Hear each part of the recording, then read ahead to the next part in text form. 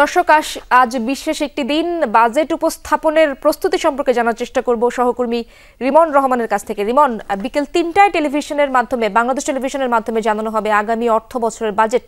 এর আগে আনুষ্ঠানিকতা কেমন দেখছেন এবং বাজেট সম্পর্কে সাধারণ মানুষের প্রত্যাশা কেমন দেখতে পাচ্ছেন?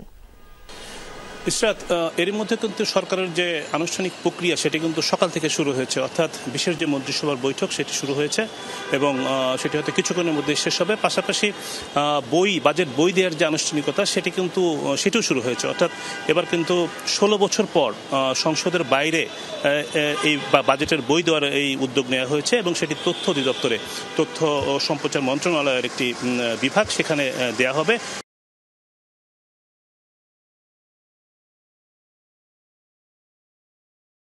৩টার দিকে হয়তো বইগুলো পাওয়া যাবে, অর্থাৎ ৩টায় যদি বাংলাদেশ টেলিভিশনে যে বাজেট বক্তৃতা শুরু করবেন অর্থ উপদেষ্টা, তখনই হয়তো বইগুলো বিতরণ করা শুরু হবে।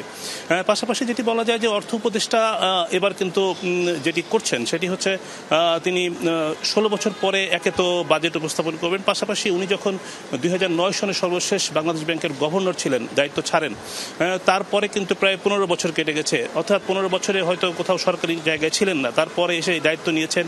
দায়িত্ব নিয়ে একটি বিশেষ দিন অর্থাৎ বিশেষ বাজেট, এক বছরের জন্য একটি বাজেট দিতে চান। সেই বাজেটে কিন্তু জন আকাঙ্ক্ষার অনেক বিষয় রয়েছে, অর্থাৎ সাধারণ যে মানুষ, সেই মানুষ কিন্তু তাদের যে আকাঙ্ক্ষা আশা সেটি কিন্তু অনেক, অর্থাৎ অর্থনৈতিক একটা অনিশ্চয়তা তৈরি হয়েছে, পাশাপাশি কর্মসংস্থানের একটি সংকট রয়েছে, উচ্চ মূল্যস্ফীতি রয়েছে, বিনিয়োগ কমেছে, সব মিলিয়ে কিন্তু একটি অর্থনীতিতে বড় ধরনের চাপ তৈরি হয়েছে।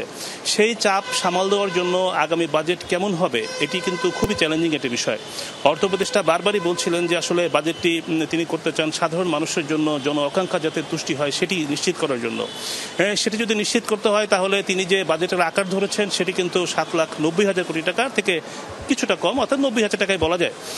সেই টাকা কিন্তু গত অর্থ বছরে, অর্থাৎ চলতি অর্থ বছর যেটি রয়েছে তার থেকে কিন্তু বাজেটের আকার কমিয়ে দেওয়া হয়েছে। পাশাপাশি মূল্যস্ফীতির যে লক্ষ্য তিনি ধরেছেন সেটি কিন্তু 6.5%, কিন্তু এখন কিন্তু 9%-এর মতো মূল্যস্ফীতি রয়েছে। সেটি কমিয়ে আনবেন কিভাবে, কি কৌশলে, সেটি কিন্তু একটি বড় প্রশ্নের বিষয় হয়ে দাঁড়িয়েছে।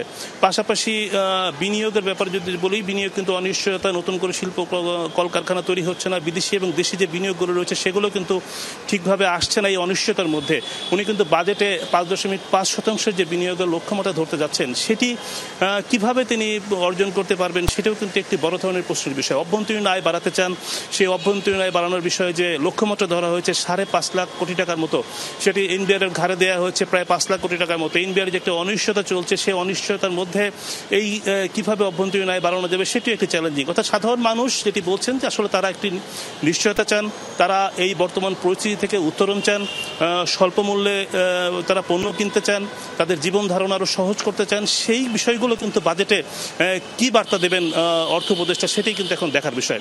বিকাল ৩টায় কিন্তু বাজেট উপস্থাপন শুরু হবে, তখনই হয়তো জানা যাবে। ইসরাত, বাজেট উপস্থাপনের প্রস্তুতি সম্পর্কে জানাচ্ছিলেন সহকর্মী রিমন রহমান। ধন্যবাদ আপনাকে।